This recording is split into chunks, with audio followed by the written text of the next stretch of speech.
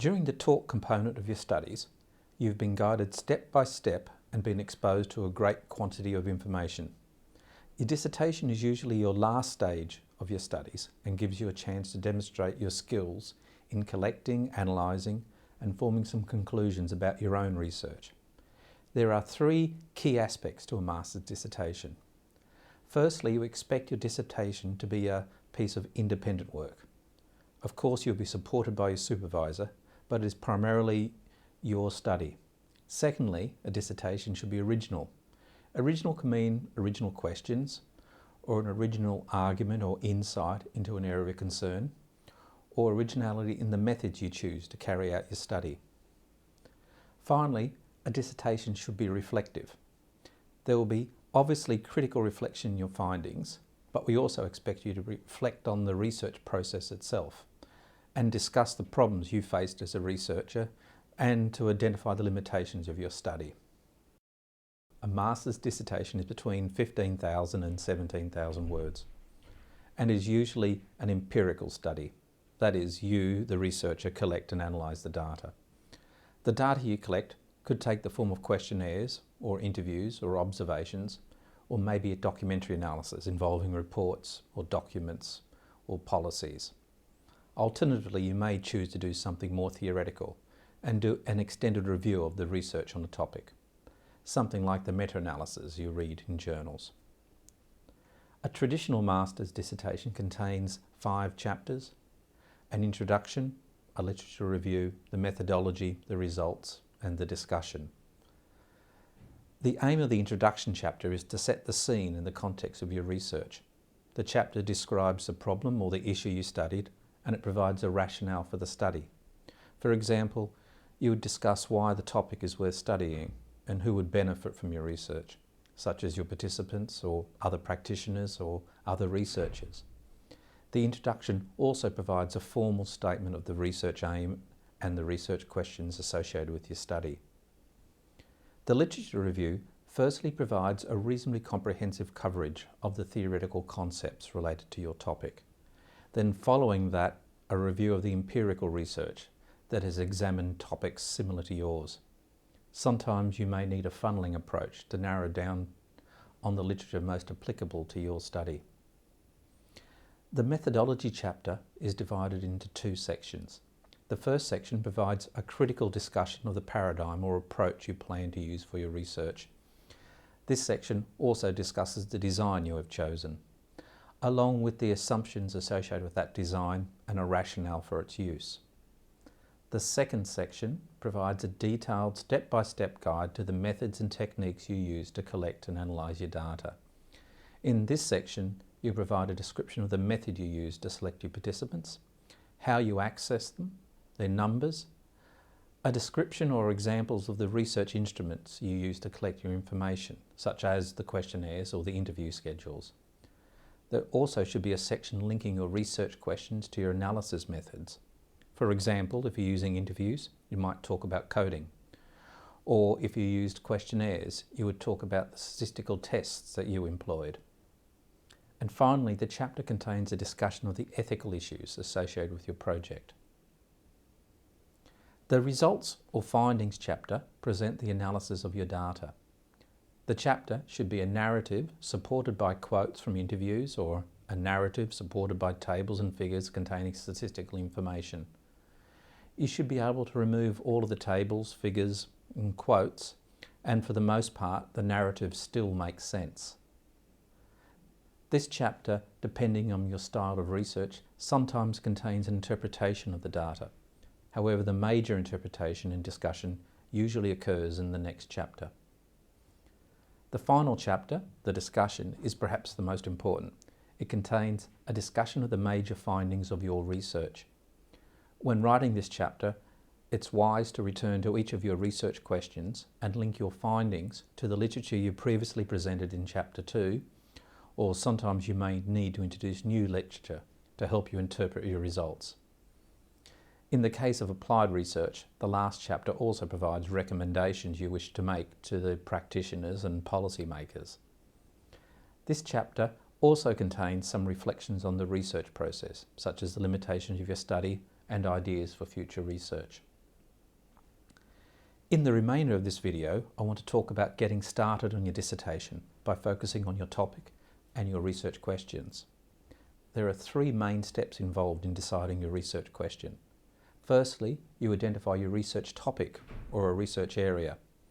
Then you develop a central research question, and then finally you create a set of sub-questions.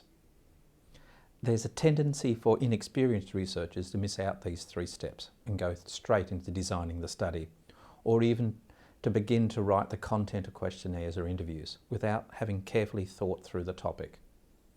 This can also happen when other people provide you with your research questions. While it is feasible to design a study around second-hand research questions, you need to look critically at any suggested research questions and ask, have they really identified the problem? Or ask, are they really addressing the issue? I would advise you to go through the following steps just to reassure yourself that you're researching the correct problem and to make sure it's worthwhile. Identifying the research topic or area involves writing a phrase or two providing a broad statement of the major area of interest. Hopefully you already have a few ideas of your own. You may have a topic that interested you during your coursework, or you may wish to build on research you have undertaken previously. When researchers choose a topic area that stems directly from other studies or reading of the literature, we call this academic or pure research. Alternatively, you may wish to research a topic based around a problem you have encountered at work or from an issue facing a community you're associated with. This type of research is called applied research. It's important at this stage not to overdevelop your idea.